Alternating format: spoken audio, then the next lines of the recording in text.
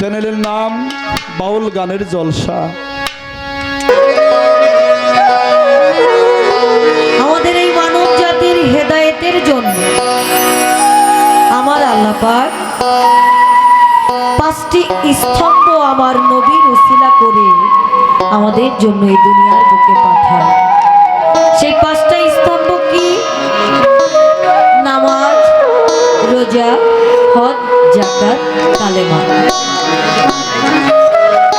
রাস্তা ছাড়া যেমন একটা গাড়ি চলতে পারে না, গাড়ি তার নিয়ন্ত্রণ থাকতে পারে না, গাড়িকে নিয়ন্ত্রণ করার জন্য রাস্তায় জায়গায় জায়গায় লেখা থাকে 80-র উপরে যাওয়া যাবে না। আবার রেড সিঙ্গেল আছে, আবার দেখা যায় গ্রিন সিগন্যালও আছে।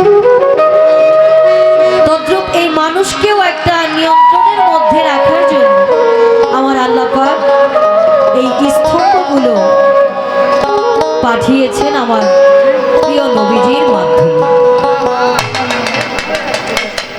লা ইলাহা ইল্লাল্লাহ মুহাম্মাদুর রাসূলুল্লাহ, এই কালেমার কতটুকু যে ওজন, কতটুকু যে গুরুত্ব আমরা তা বুঝি না। তাই লালন সাইজি গানের ভাষায় সুরের মাধ্যমে কি বলে গিয়েছে আমরা সকলেই শুনব। হ্যাঁ ভাই, প্রতিটা জায়গায় কিন্তু খুব সুন্দর পরিবেশ, আপনারা একটু দয়া করে ব্যালেন্স করে রাখবেন। হ্যাঁ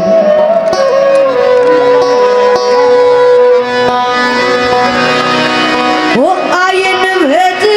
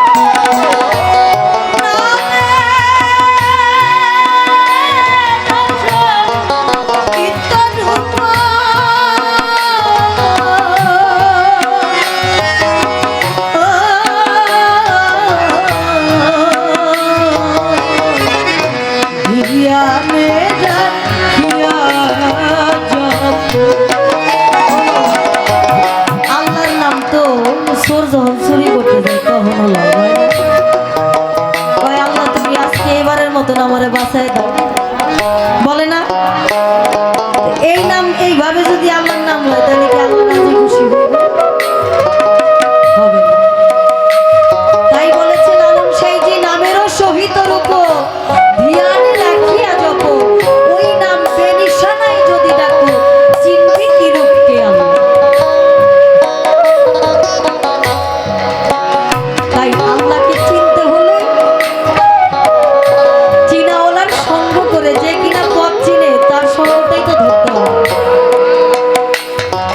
বেনিশানাই তাকে ডাকা যাবে না, ডাকতে হলে তাকে বর্জকের মাধ্যমে ডাকতে হবে। তাই বলেছে নামেরও সহিত রূপ ধ্যানে রাখিয়া জপ, ওরে ওই নাম বেনিশানাই যদি ডাকো,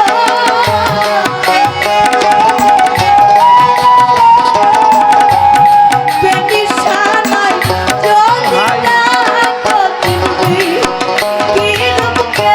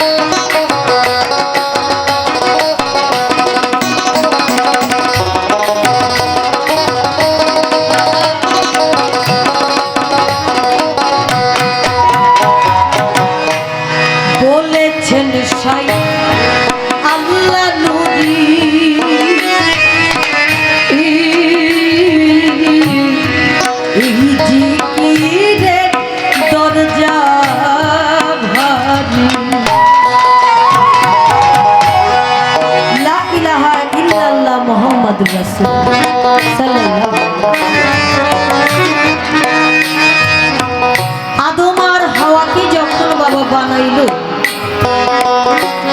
এক পর্যায়ে তারা যখন বন্ধন বক্ষণ করলো, সাথে সাথে আমার আল্লাহ পাক আদম আর হাওয়াকে দুই প্রান্তে দুইজনকে পাঠালো না। ঘুরতে ঘুরতে ঘুরতে ঘুরতে অনেক বছর পর কান্নাকাটির পরে যখন আদম আর হাওয়া একত্রিত হলো, কোনো কিছুর মাধ্যমে আল্লাহ পাক তাদেরকে ক্ষমা করতেছে না।